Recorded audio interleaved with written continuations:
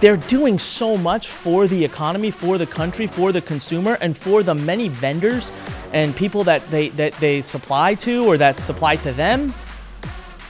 It's an enormous, invaluable benefit. And for us to pick on them for not paying $1 billion or $2 billion in income tax is a joke. It's a joke. It's an insult, actually. And we need to stop. Too many times as entrepreneurs, ignore what's happening in the political world because we don't want to get dragged down into the mess. But more today than ever before, we need to have a voice. Otherwise, we're going to be left behind. I started Lurn exactly for this reason. So starting today with Freedom Friday, let me be your voice. What's up, you crazy fighting entrepreneurs? It is your very favorite. And after this episode, I don't know, some of you, I may not be your favorite, but that's all right. Listen, we're starting something new here. It's called Freedom Friday. That's right. I'm going to go a little political. Now, let me explain to you why before you go, oh, no, not more politics. No, listen, there's a reason why. Us entrepreneurs, okay, we are not involved whatsoever in what is happening on Capitol Hill, what is happening in our government, not just in the United States of America. If you go across the board, entrepreneurs by nature are too busy trying to build their own futures and trying to build their own businesses. But what you don't realize is if you're not paying attention and if you don't have a voice in what's happening in the government, you eventually end up being the one who loses. And I've been on the losing side of that. As a matter of fact, I'm not saying that my voice could have changed this decision, but I didn't even know it was coming down the line. Years ago, there was, I'm just not going to get into it, but there was a certain act passed that basically for me called in over a $500,000 credit line from my bank, which was great. Like I had to use the credit line again and again and again. And all of a sudden there was an act passed that required the bank, even though they loved doing business with us, it required them to no longer do business with us. And it nearly destroyed me. I'm talking about days from just bankrupting me and destroying me because can you imagine just getting a call one morning and your bank's like, hey, sorry, you know that $500,000 credit line that you've paid back multiple times and we had a great agreement on? Yeah, we need it back by like tomorrow because the government said so. And I had no idea. I was like, what? I could have been ahead of it. I could have actually been ahead of it by months had I just been watching and listening. So anyways, my rant is just we need to be involved. We just need to be aware. And we need to have an opinion. So I'm going to try to shed some light on some things being talked about, and I'm going to try to stick to the facts, all right? And I'm just going to try to challenge some thoughts, challenge some ideology, and maybe bring a little of an entrepreneurial perspective to it, okay? So remember, if you want to grab the show notes for this, go to Anik Podcast, ANIK podcast.com. You can head over to YouTube and watch these episodes, leave comments. I read them all. I engage with them. If you don't agree with me, that's okay. Guess what? That's what's awesome about living in a democracy. We can have civil debate, all right? So today's topic, Amazon. And all the hate towards Amazon. Amazon doesn't pay their taxes. They're evil. Now, you know what? This is a bipartisan issue because you've got, I was going to say a bad word, but I won't say it. You've got very unsmart people on both sides that are attacking Amazon, and it is such bullcrap. Because you know what? They're playing to the common man's inability to understand economics, and it's completely insulting because it's very easy to say, see, this is what the politicians are playing on. Amazon, big company, billions in revenue, billions in profit, paid no taxes, evil. Very simple message. And so to the common man who doesn't understand the tax code or economics or how you make an economy grow, they're going to listen to that and say, oh, it's a big conspiracy. This is horrible. How can they not pay taxes? How can I have paid more in taxes than they have paid in taxes? And so you can easily rally the troops with that, right? You can get people, because that's what politics is at the end of the day. Keep a very simple message and rally the troops. And that's what we're seeing right now every single day. But what I want to do today is I want to dive deep into why what you're hearing about Amazon is complete bullcrap. And as a matter of fact, Amazon is giving so much to this economy and so much to the world that they are paying so much money and they are creating so much opportunity that the little bit that we're fighting over is a joke. It's an insult, and we need to stop. So with this very episode, because there's so much to go over in it, I'm going to kind of break it down into rounds myself. So first and foremost, we talked about it, right? The topic is Amazon taxes. What we're going to do in this episode is we're going to first dive into understanding how is it. Like, I remember when I first dove into this discussion and I heard someone threw a number like Amazon made $10 billion in profit and paid nothing in taxes. I'll be honest with you, for about 10 seconds, even I was like, what? How the heck is that possible? Until I dove deeper into it, started understanding the tax code and relaying it back to economics. So we're going to talk about how, factually how. Did they do illegal stuff? Are they being evil, or are they just doing what is appropriately said in our tax code? And what is that code? So we'll go over that. Then we're going to go over what Amazon actually did pay. Because guess what? They did pay a lot of money. Now, one could argue they should pay more or whatever, but they paid a lot. And it's a heck of a lot more than you, me, and the rest of us listening combined times 1,000. All right? And then the last piece is we're going to go into why all of this nonsense, why all of this is nonsense. And I'm going to open your eyes as to the many ways that Amazon does pay, does contribute, that, of course, the politicians, they don't want to talk about it because that makes things complicated. It's not easy to understand, and it doesn't rally the troops. All right, so let's move into round number 1. How did Amazon escape taxes?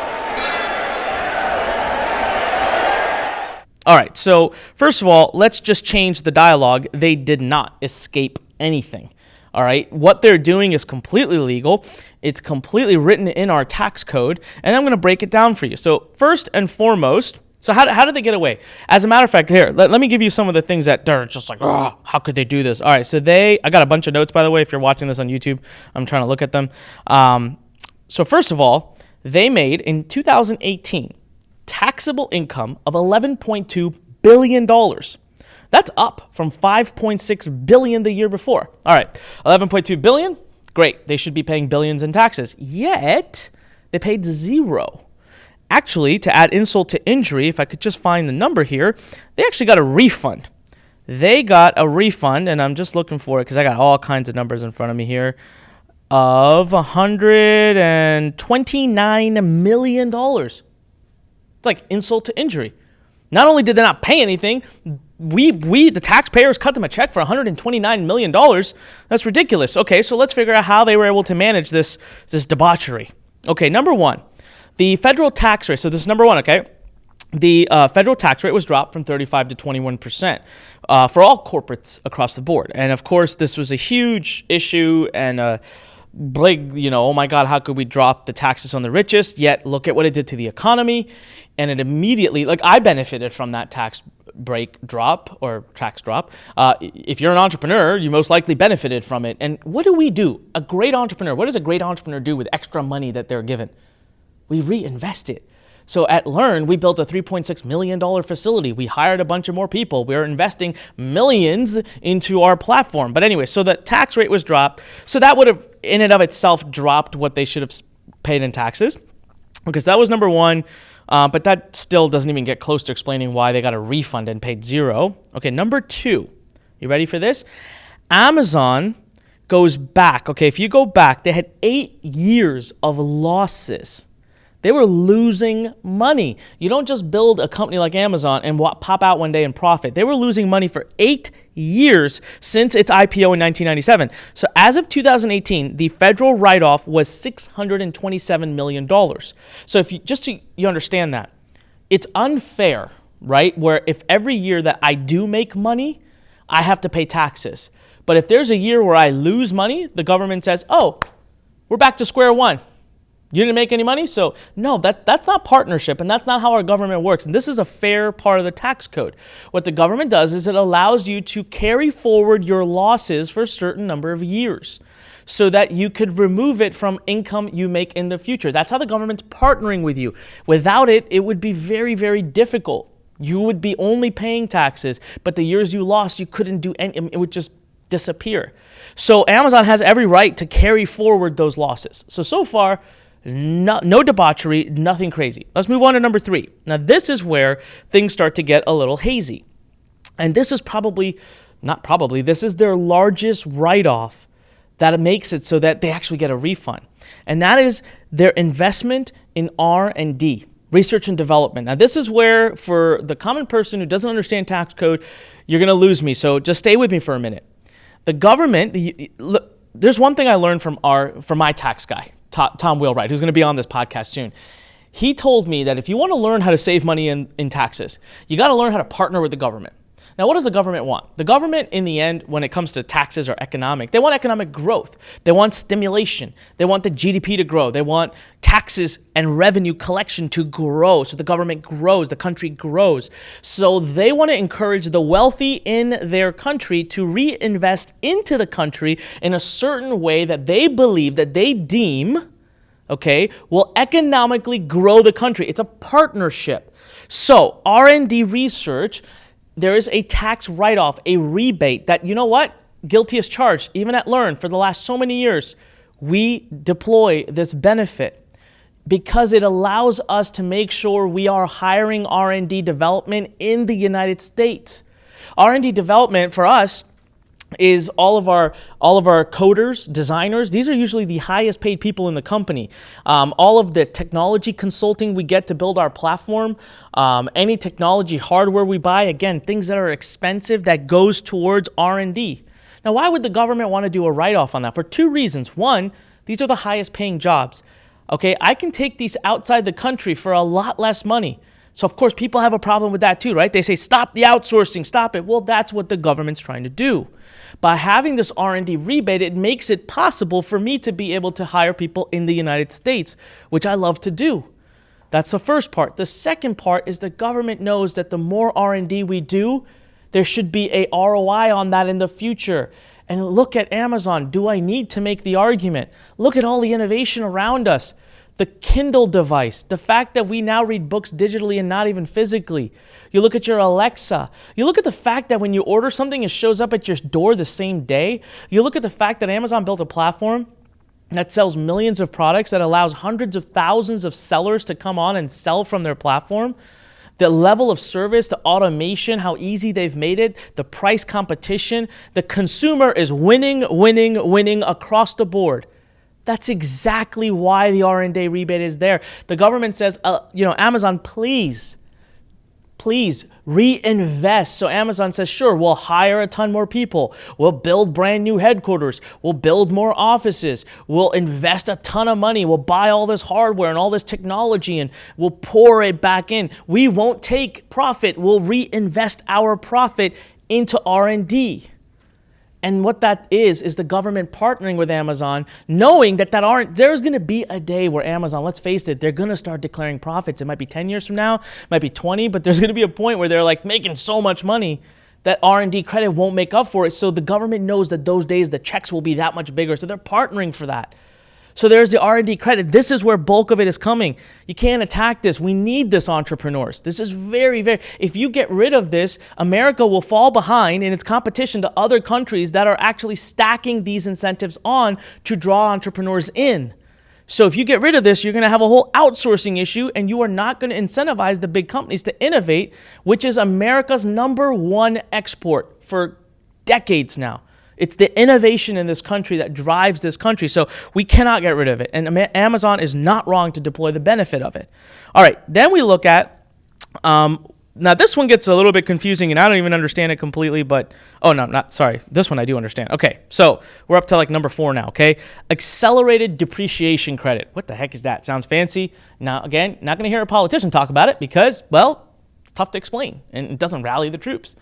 But in President Trump's most recent tax kind of reorganization or whatever he did, he made it so that most equipment being purchased by businesses was fully write-offable. You could write it off fully the same first year. This is huge. Can you just, let me use me as an example. I built a $3.6 million facility here. This is money that came out of my account.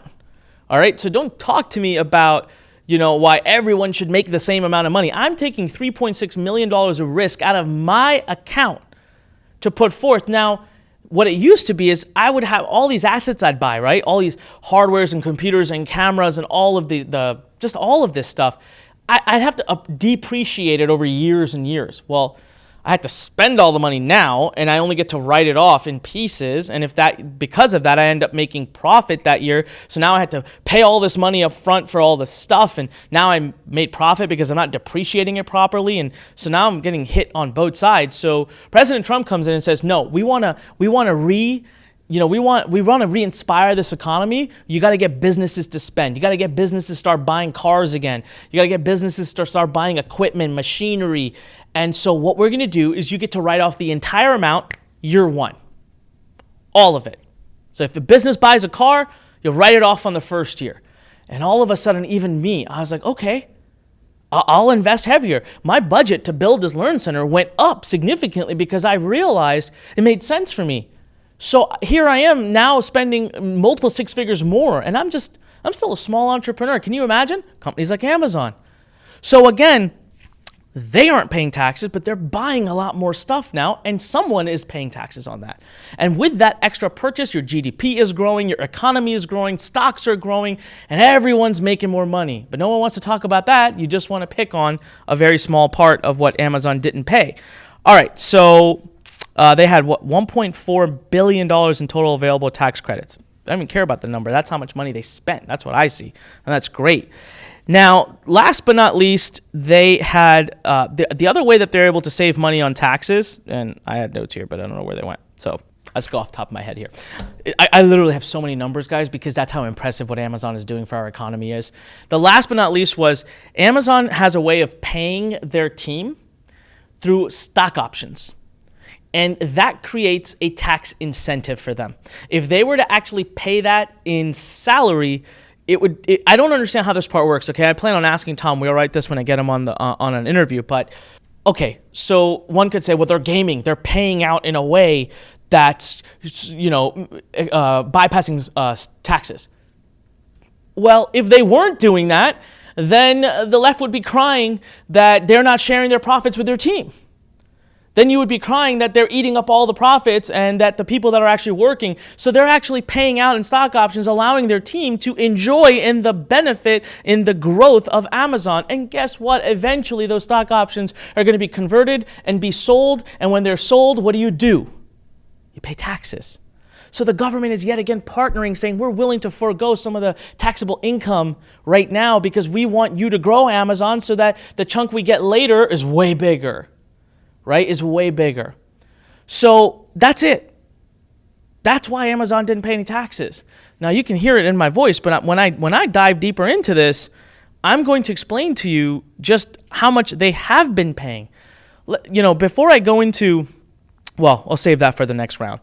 But they're doing so much for the economy, for the country, for the consumer, and for the many vendors and people that they supply to or that supply to them. It's an enormous, invaluable benefit. And for us to pick on them for not paying $1 billion or $2 billion in income tax is a joke. It's a joke. It's an insult, actually. And we need to stop.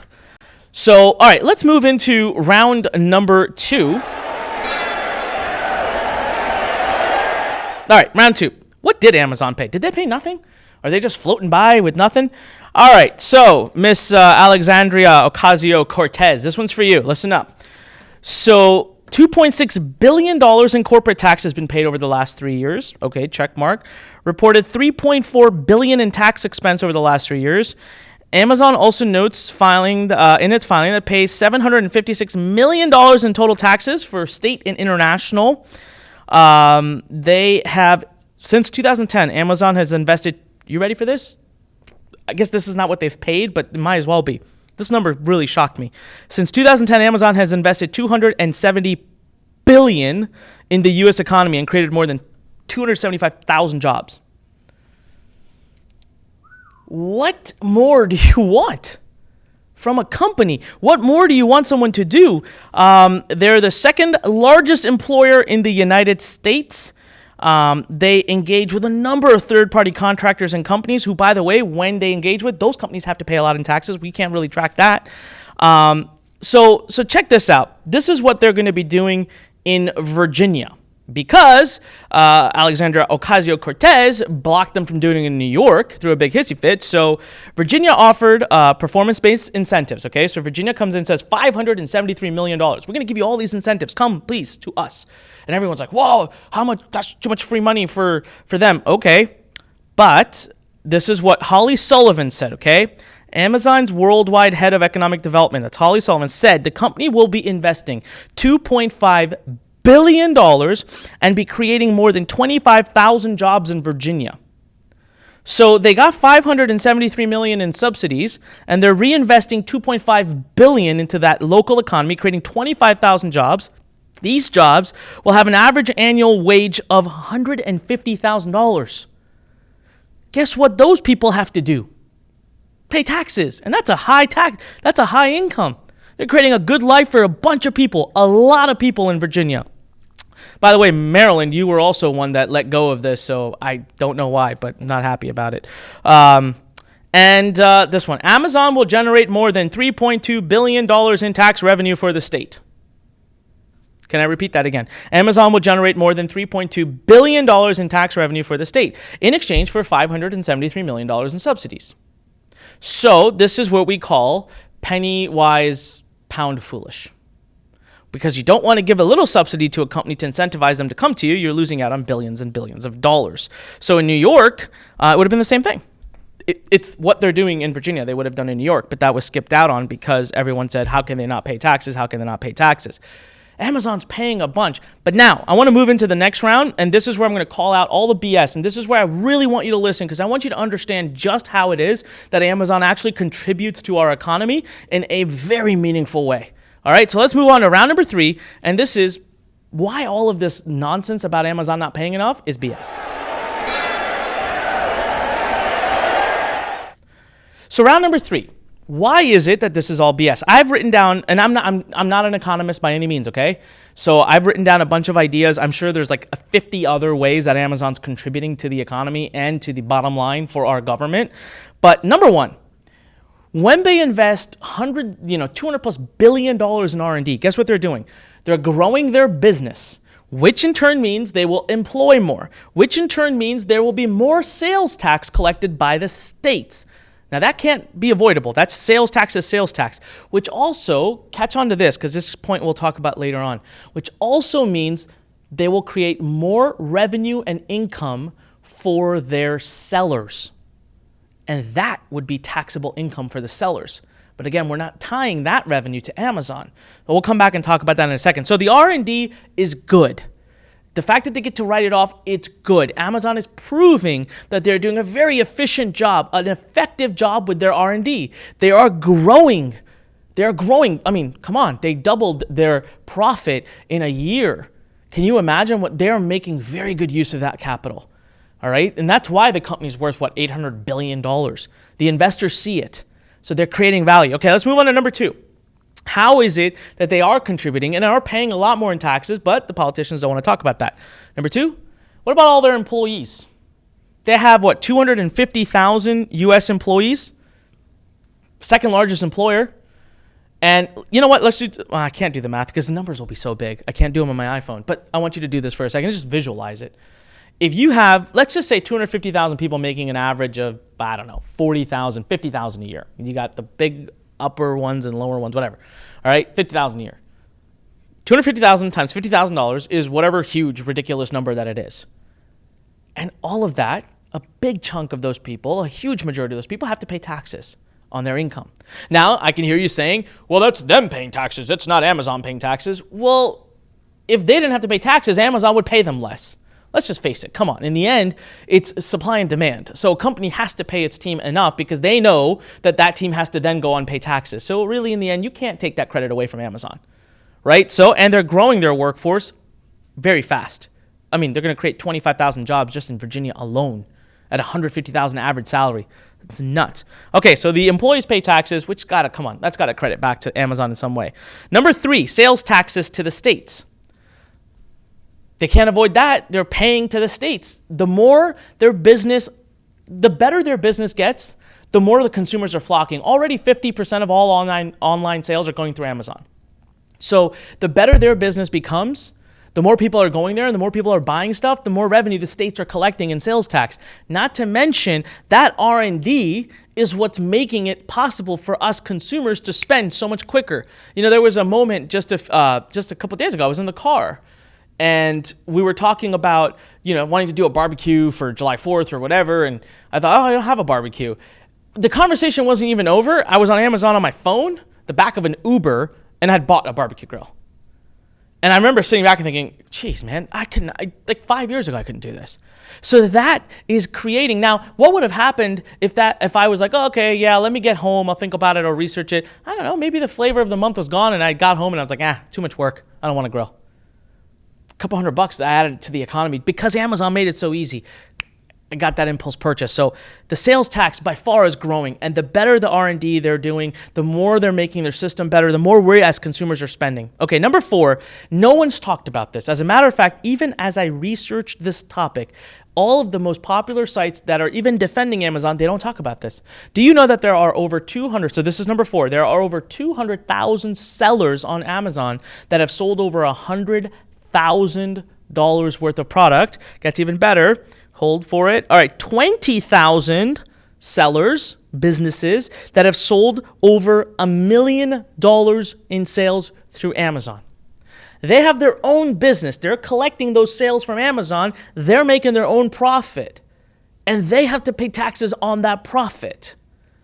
So doesn't Amazon get some credit for that? Because they facilitated that transaction. Without their great R&D, without their amazing system, those sales would never happened.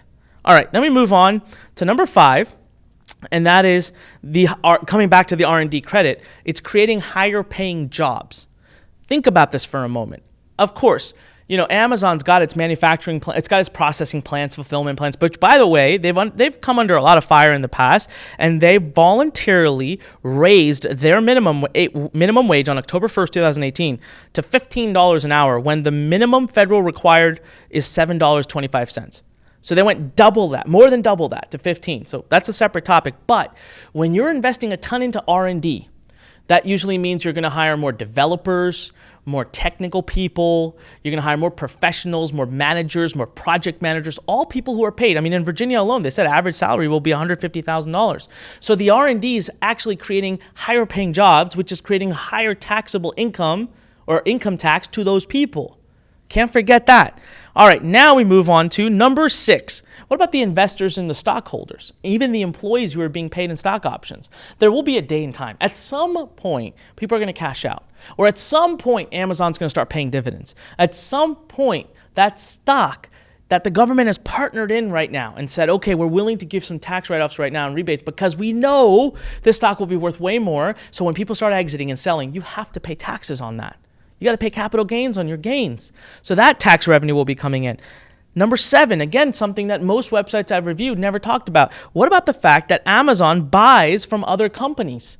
For Amazon to grow as big as it's growing, okay, for example, what about postal service? All the different shipping and packaging and all those services, the people that come and deliver the boxes that you order to your door. What about the massive amount of employment creation Amazon's created in vertical niches and other industries that they don't own yet, but they're contributing towards? What about all the places they buy their servers from? What about all the places they buy their computers for their employees from? What about all the places they buy the desks and tables? When they build that new office in Virginia, they're investing $2.5 billion. A lot of that is going to be in physical stuff being bought. Those companies are now growing in their revenue, growing in their profit, and hence paying taxes. So all of this has to be looked at as one complete picture. Listen, I'm not here, should Amazon pay taxes, should they not? I'm just here saying they're not doing anything illegal, they're not doing anything wrong. It's in our tax code, and it's not there mysteriously, and it's not a conspiracy. It's there because it's designed to help grow the economy, which in the end is good for all of us. And this country is built off of enterprise. It's built off of enterprising people. Enterprising people go out and take a lot more risk. They're always going to need an incentive to take that risk. If you're going to pay me exactly what you pay the next person, and I'm not going to get any of the tax write-offs for that additional risk, I'm not going to take it. It doesn't make sense. I will not output at the level that I do. I will not grow at the level I do. I will not employ at the level I do. And that will, in the end, slow the economy down. So when it comes time to arguing, should Amazon be paying more? The question I ask you is, how fast do you want your economy to grow? And would you rather Amazon continue to invest into that and grow our economy and grow the ease with which we can, as consumers, purchase things, and to innovate and to continue to export America's number one export, which is innovation? Or do you want the short-term gains right now to grab a couple $1 billion, feel good about it, but then completely curtail the growth that we have and the innovation that we have? So, in my opinion, I don't think Amazon avoids paying taxes. I don't think it's a bad thing. I think Amazon's doing an absolutely amazing thing by our economy. And if anything, we should continue to support, and we should just pray that we get even more companies like that so that our economy continues to grow. Anyways, that's my perspective. That's an entrepreneur's perspective. If you agree, disagree, whatever, come on, let's have a talk about it, because that's what we do here. In a great democracy, we talk. So go ahead and leave a comment below. If you're watching on YouTube, click subscribe, click the thumbs up thing, click the bell icon. If you're listening to this on a podcast, go to anikpodcast.com. There's a show notes there. Plus, you can subscribe to our podcast through the various different places that it's syndicating. Make sure you tell your friends and family about it. Any entrepreneur you know, let's bring them into this nation here, all right? Let's bring them into Lurn Nation. And of course, make sure you go to lurn.com, lurn.com. Sign up for a free account for our Home for Entrepreneurs, where we have tons of courses if you're looking to become an entrepreneur. Some that are free, some that are $7, some that are hundreds of dollars. It just depends on what you're looking for. But we want you in the community at lurn.com. This is Anik Singal. It's been an absolute honor and a pleasure doing our first Freedom Friday episode. I'll see you in far many more. Would love to hear your feedback. This is Anik reminding you, when life pushes you, stand straight, smile, and push it the heck back. Talk to you next time. Thanks for listening to The Fighting Entrepreneur with your host, Anik Singal.